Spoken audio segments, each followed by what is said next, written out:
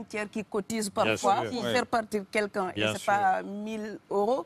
Parfois, ça va entre 1 500 € et 7 000 €. Ouais, 10 000 depuis le Sénégal ou la Gambie ou la Guinée pour venir justement. C'est pas la misère.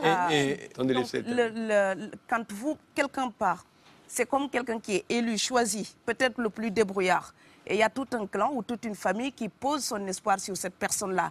Monsieur, là, je vous vois bien habillé, bien nourri. Si vous étiez affamé chez vous, peut-être que votre famille serait ravie d'imaginer que vous pourriez aller gagner de quoi faire vivre les autres. Donc c'est aussi une solidarité qui est en œuvre. On laisse partir quelqu'un, on compte sur lui. Vous allez me laisser terminer. Et Schengen, entre guillemets Schengen, ça me permet d'être invité aux Pays-Bas, monsieur, donner des conférences dans vos universités. Quand ils trouvent que mon cerveau est convenable, là, ils l'utilisent. Par contre, ils sont embêtés à l'idée d'avoir mon frère qui n'est pas aussi diplômé que moi et qui pourrait avoir peut-être envie de travailler dans le bâtiment. Donc, vos pays deviennent schizophrènes.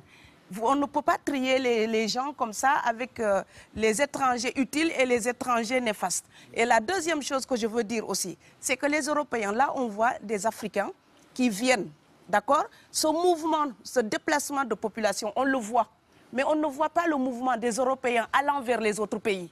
Alors celui-là, c'est le mouvement des puissants, ceux qui ont l'argent, ceux qui ont le bon passeport. Donc vous allez au Sénégal, vous allez au Mali, vous allez dans n'importe quel pays du monde, au Canada, aux États-Unis, partout où je vais, et je voyage tout le temps, je croise des Français, des Allemands, des Hollandais. Je les rencontre partout sur cette planète parce qu'ils ont le bon passeport. Donc, comme avec l'exotisme, l'Europe s'était arrogé le précepte unique, unilatéral, de l'exotisme. Les autres sont exotiques. Alors que pour quelqu'un de mon village, il n'y a rien de plus exotique que quelqu'un d'Amsterdam.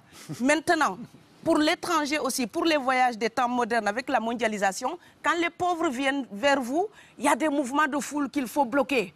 Mais quand vous, avec votre passeport et avec toutes les prétentions que cela donne, vous débarquez dans les pays du tiers-monde, là, vous êtes en terrain conquis.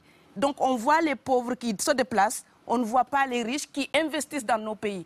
L'Afrique se développe à un taux entre 5 et 10%. Ce n'est plus de la progression, c'est de la surchauffe.